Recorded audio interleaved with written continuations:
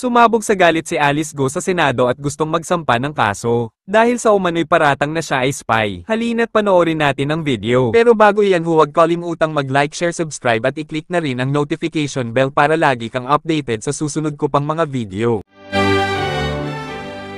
And is unrelated to what we do.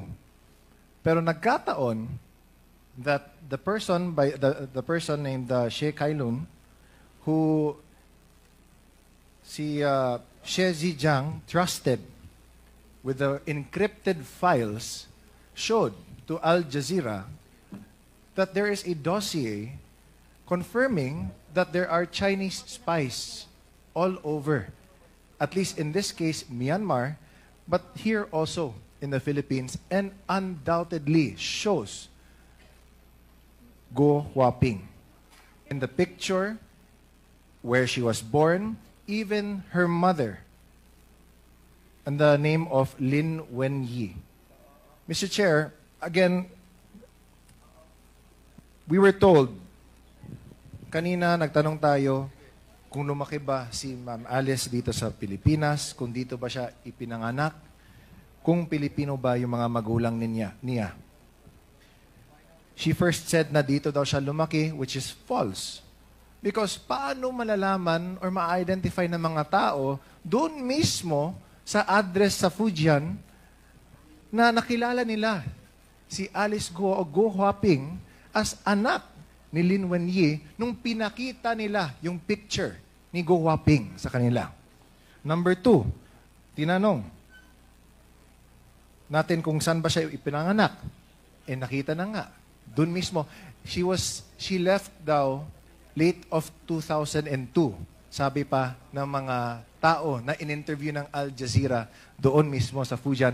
And might we take note, Mr. Chair, na sa video, nung pinuntahan nila yung address na nakalagay sa dossier, sa encrypted dossier, is a local office ng Communist Party of China. So, Mr. Chair, I think this in itself speaks volumes na. No? Again, nakakainis na time and time again, dinideny ni Go Huaping lahat ng mga questions na tinatanong namin sa kanya. Okay. Again, let me ask. Go Huaping, kilala mo ba si Xie Zhejiang? Yes or no? Your Honor, yung Xie Zhejiang na sinasabi niyo po, yan po ba yung pinakita niyo po kanina sa akin sa picture? Correct. Hindi ko po siya kilala. At sana po, Your Honor, Mr. Chair, makuha ko rin po yung details. Gusto ko po magdemanda. Hindi ko po sila kilala. Hindi natin madidemanda, Miss Alice, dahil kasi he's in jail in Thailand. And the reason why he's speaking the truth now is because, as he was saying din in the video, although hindi lang pinakita dito, is that he is also being illegally detained daw, sabi niya. Kaya sa galit niya, he wants to speak also the truth out to the world na iniipit na rin siya ng Chinese Ministry of State and Security. So, what does he have to lose? That's why nga sinabi nga niya sa inyo, Miss Go Huaping, na tell the truth. Don't fall to the same mistakes that he has done.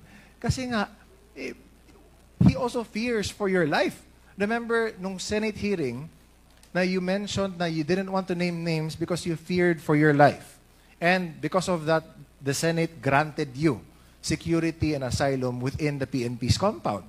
Ngayon, na nag-executive session na kayo, sabi ng Senate na there was nothing to go about except for one name na hindi pa din namin alam. But if we look at it, there is no doubt, kitang-kita na. Hindi na galing mismo dito sa Quadcom, pero in an international company whose job is to search for the truth worldwide.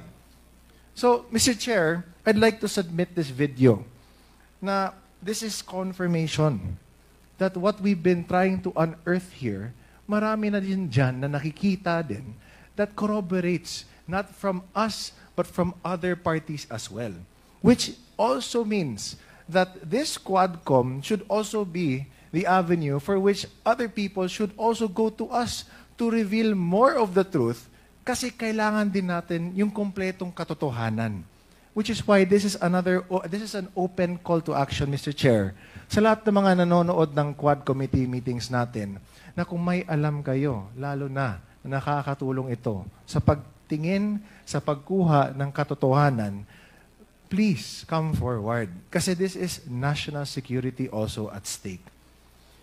She's been denying na may kilala siya, na ultimo, sinasabi niya na ilang beses na siya tinawagan para humingi ng campaign funds.